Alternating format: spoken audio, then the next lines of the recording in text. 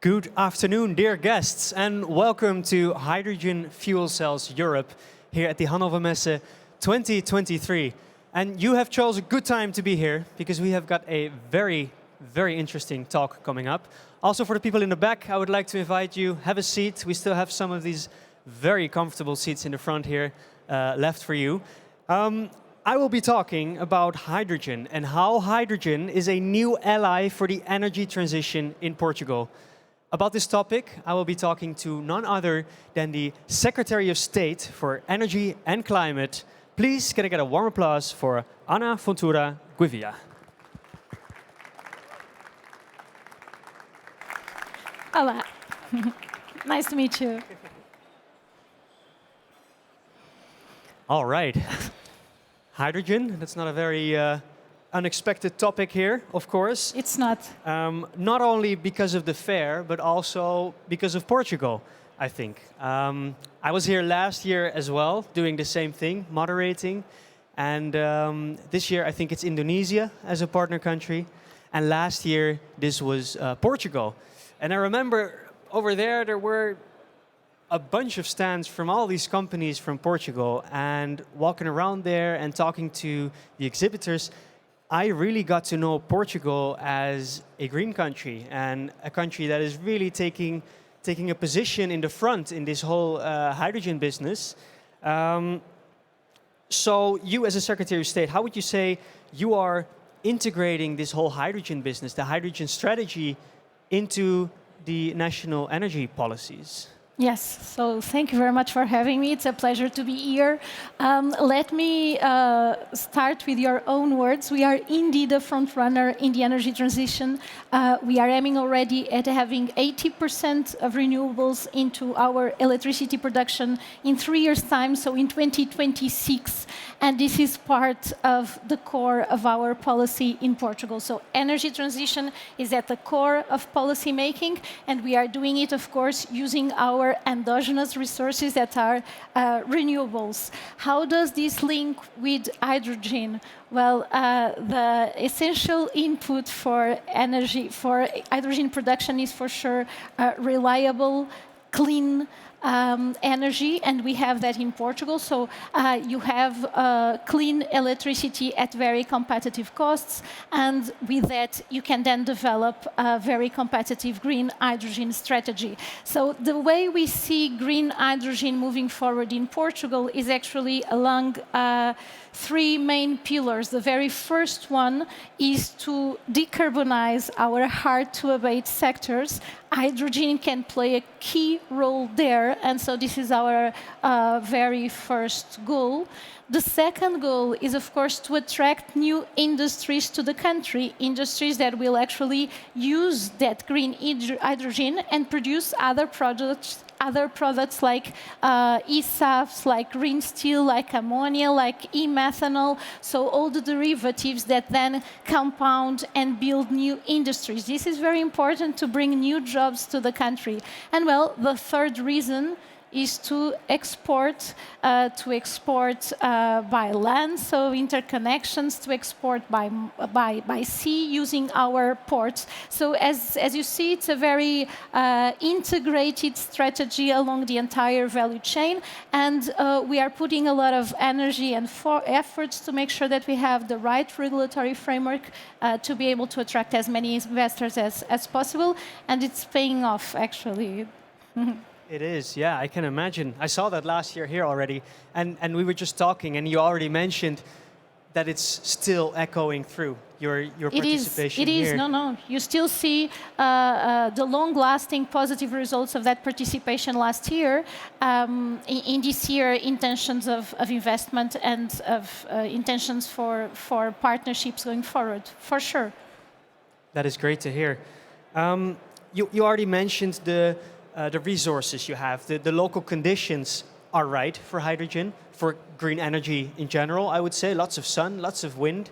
So those conditions are right. And the economic conditions in Portugal, how do those tie in? Is that correct to make this transition too? Yeah, so we actually have very competitive conditions for the development of green hydrogen industry? Well, the first one I mentioned to you already, but let me stress it one more time.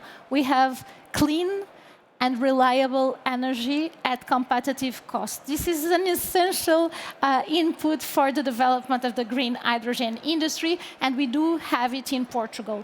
The second one is infrastructure. Actually, our grid, our gas grid, is one of the most modern in Europe, and that means that when you think about blending, you can actually have very good conditions in Portugal. Still, in terms of infrastructure, you have the green corridor up and running by 2030, let's hope. And that's also a very important infrastructure for those that choose our country to produce their green hydrogen. And you have ports with very good conditions. I was mentioning to you before the project with the port of Rotterdam to make sure that we can export our green hydrogen or its derivatives. The third condition that we have in Portugal is skills and an R&D system that is fully up to speed with the climate transition. You have many engineer centers in Portugal, R&D centers, innovation centers, actually working on climate policy, working on energy transition with very skilled, talented young engineers. This is something that our Prime Minister always says, and I will say it again. He said it last year when he was here. We have the third highest engineer graduates rate in Europe. So it means that, well, we are also a factory of good engineers, and that's part of the success of any energy transition strategy. And we have reskilling programs. Actually, some of the German companies that are already in Portugal operating for many years, they know that this is a very important competitive advantage of our market. We can develop tailor-made reskill programs that allow you then to have the skills that you need for this transition. If you allow me just a fourth and last very important competitive advantage, it is stability and predictability. This is a very important value these days. So you have regulatory stability that allows investors and businesses to develop their business models to operate in the country with an horizon of stability and predictability, and we are one of the safest countries in the world. If you put these four conditions together, you see that Portugal is indeed the place to go. Well, as our investment agency says, Portugal indeed makes sense for investors, for sure. I do think it does. And whenever you're talking about green hydrogen in Europe, at some point in the discussion, Portugal is going to pop up, I think. And that's what I've noticed over and over again. And as a last point here, you mentioned predictability and stability. And it's that predictability I'm interested in. I read something about a solar PV plant somewhere in Portugal. Huge project. It was set up by this ceramics company, I believe. They put 14 million into it. 50% of that was then state-sponsored, I think. So how are you going to make sure that all these companies have access to those resources? Because they are going to need it if this full transition is going to take place, as you're sketching it for us here. Yeah. So I would say first that this transition is already happening. So companies and the industry are already investing in Portugal, are already deploying their investment projects in Portugal. Our pipeline of hydrogen projects is something like 8% of GDP right now, so in terms of investment. So this is already ongoing, and it is important that we understand that. So it's not only something that we look into the future, it's something that is already happening. And it's interesting because in Portugal you have a very interesting mix of very large traditional sector companies that are now decarbonizing and so moving into hydrogen, and you also have new players coming into the business and developing new business models. And this combination is indeed very interesting, and it's the way forward to go in such an innovative area like the green hydrogen. In terms of support, of course, the Portuguese authorities have CapEx support for these companies. companies. We have many different support lines active, and we will continue to provide the support that the companies, the financial support that the companies need to operate in Portugal. There are also EU funds available, and indeed our firms are very competitive, and they are able to make sure that they access also these very competitive European funds. But on top of that, let me tell you that not only CapEx support is important, we also have OpEx support. We will launch this year, actually by June, an auction for the centralized purchase of green hydrogen for injection into the grids. And this is actually a way to produce off-taking to the producers of hydrogen that come to our country in a moment where you still do not have the consumption in place. So this auction will then evolve to models of auction where you actually put together producers and consumers of green hydrogen. And this is also our way to tell those that want to invest in Portugal that, well, the Portuguese government will be there supporting you at every step of the way to make sure that you grow in our country. And the growth of these companies is, of course, also the growth of the Portuguese economy going forward. Yeah, and that's an important point you're mentioning there, that the companies themselves also do have the resources to make the investments, the remaining portion. It's a combination, right? And the Portuguese authorities will be there to support both CapEx and OpEx whenever it's needed to develop this market. So we'll stand by the investors for sure. That's good to hear. Another big project I keep on reading about is H2Med. Yeah. It's this giant pipeline that is going to transport green hydrogen towards the rest of Europe.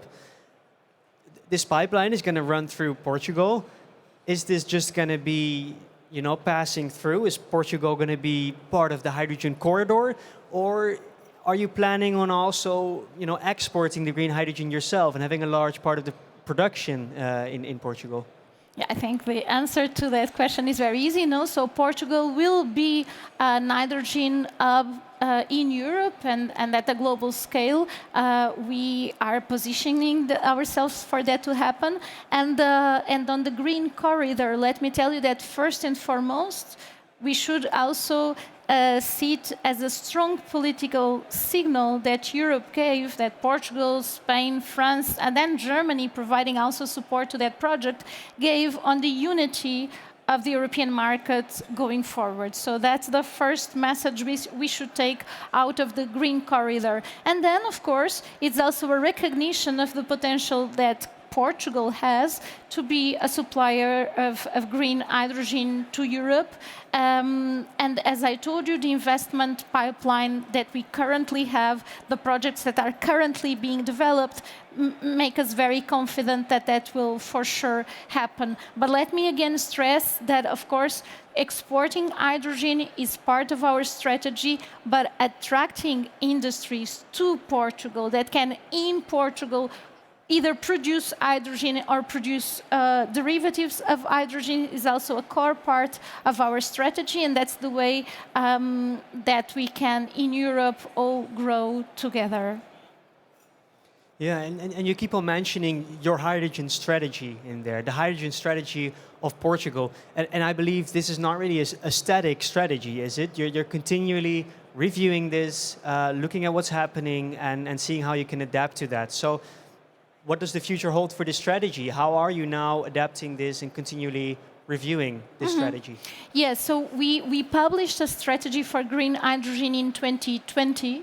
And it's indeed important to have a framework, to have a vision, to have an ambition, because that actually focuses all the different players and allow us also to have regulation that is aligned with that ambition. So that strategic document is a central masterpiece of what happened afterwards with the attraction of investors, because indeed it provided the right framework. So we should not underplay the role that such a document with a vision may have. We are indeed revising it now, and we are revising it upwards. So the initial strategy had something like 2.5 gigawatt of electrolyzers. We will now maybe multiply this by 2 or by 3, let's see. So we are revising it right now.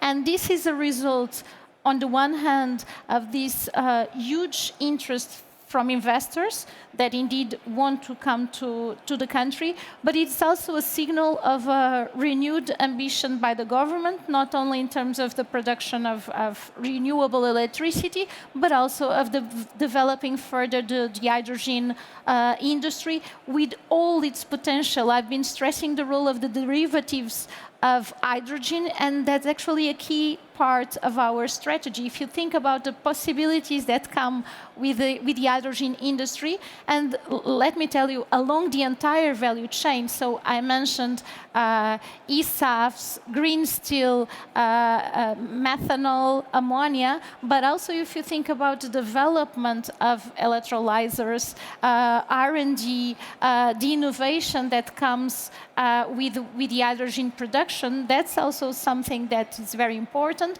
and that's something that you can do in Portugal with very competitive conditions, with our R&D centers that are very used to this type of projects, and that are actually indeed also very used to work together with companies to develop not only innovation, but marketable innovation. Really, the full value chain. The full value chain, yes. I would also like to open up to the audience and ask if there might be any questions already. Just raise your hand if you do have a question. No question at the... Oh, there is one question. Alrighty. Thank you. I was just wondering, will the pipelines be the only hydrogen storage, hydrogen transportation medium, or are you also looking into ammonia for longer distances? Yeah, so we'll have this green corridor is hydrogen dedicated. It's actually hydrogen exclusive, and we are looking together with our partners in Portugal on the possibilities to make sure that we make the most out of that interconnection. Because as you rightly said, there are derivatives of green hydrogen that have a lot of value added. Ammonia is a very good example. And what we are making sure is that both our land interconnection, but also the port interconnection, can make sure that we are able to export green hydrogen or the derivatives of green hydrogen. We see it as a network, actually. So with a combination of the different export facilities in Portugal. And within Portugal, our gas grid, as I said before, is indeed a very recent one. And that also opens possibilities for a percentage of blending of green hydrogen that is very high. Very interesting. And I have so many more questions to ask, because I do think Portugal really does play a key role in the European, especially green hydrogen economy. However, looking at the time, I think we have to stop. So yeah, can I get a warm applause for the State Secretary? Thank you. Thank you very much. Thank you so much for being here. It was a pleasure.